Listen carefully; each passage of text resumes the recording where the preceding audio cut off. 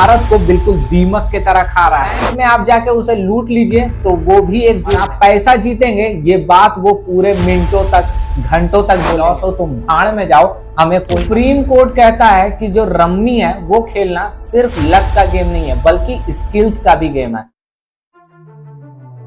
स्वागत है आप सभी का शुभम भारतीय चैनल में। जो भी कहूंगा सच कहूंगा, देशद्रोहियों को अब नहीं सहूंगा।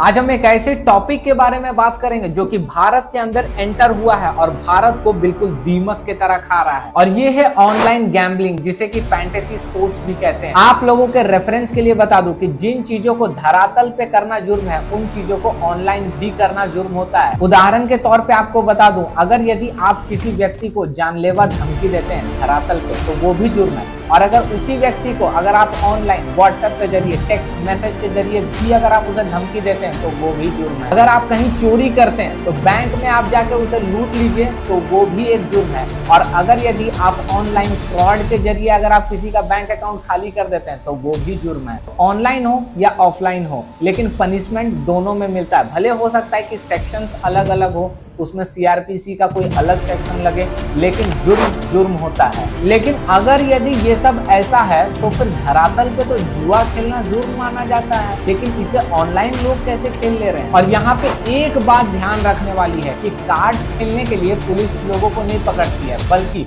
वो लोगों को तब पकड़ती है जब उन कार्ड्स में पैसा लगने लगता है। हाँ, ये बात अलग है कि अगर आपको पुलिस धरातल पे जुआ खेलते हुए पकड़ ले तो भले ही आप पैसों के बिना खेल रहे हो, आप उस पुलिस वाले को लाख मना लीजिए, समझा लीजिए, लेकिन वो आपको अरेस्ट करके रहेगा। और ऑनलाइन में जब आप असल में पैसा लगा के खेल रहे हो फिर भी कोई आपको छू तक नहीं सकता। ऑनलाइन तो ये सारे ऐप्स आपको पूरा पैसा लगाने के लिए उत्साहित करते हैं, और आप पैसा जीतेंगे ये बात वो पूरे मिनटों तक घंटों तक बोलेंगे, लेकिन हाँ वहीं आपको जो लॉस होगा ये बात वो एक सेकंड में एक डिस्क्लेमर देके निकल जाते हैं। और जिस ऐप में फाइनेंशियल डिस्क्लेमर दे दिया, समझ जाइए कि वही सबसे बड़ा चोर है।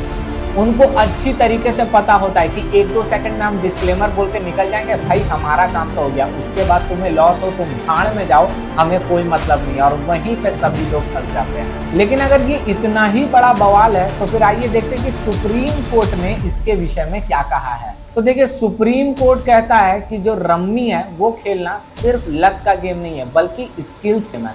अरे भाई, तो अगर यदि स्किल्स का गेम है तो क्या करें, इस स्किल्स को अपना रिज्यूम में डाल दें, नौकरी मिल जाएगा हमको।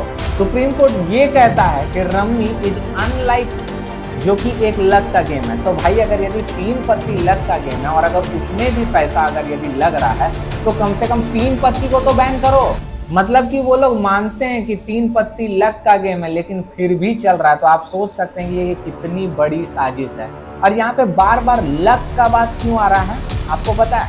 क्योंकि लक और गैम्बलिंग का एक बहुत ही भयानक रिश्ता है, और गैम्बलिंग तो इंडिया में बंद है, और इसीलिए किसी प्रकार से इन्हें बचाने के लिए इन सब चीजों का प्रयोग किया जाता है। और चाहे सुप्रीम कोर्ट हो, गवर्नमेंट ऑफ इंडिया हो, इन सब कंपनी का कितना भी साइड क्यों ना ले ले, लेकिन भाई जो गलत है सो गलत है। एथिक्स क्या कहता है? अगर एथिक्स कहता है कि ये गलत है तो गलत है। थोड़ा सा भी जो कॉमन सेंस होता है ना, कोई भी इंसान अगर कॉमन सेंस लगा लेगा तो उसको पता चल जाएगा भाई कि ये गलत। करोड़ों रुपए का आपको लालच दिया जाता है, करोड़ों मिलता तो नहीं है लेकिन सैकड़ों में आप लोग हार जरूर जाते हैं। और अगर ये सब जुआ जुआड़ी वाला जो एप्स है, अगर इन सबको साइड में रख के अगर हम क्रिकेट वाला ऐप देखें जिसमें नॉर्मली एक टीम बनाया जाता है और उसमें बेटिंग होता है, अगर उसको देखें तो वो भी गलत है, क्योंकि बेटिंग करना भी जुर्म है।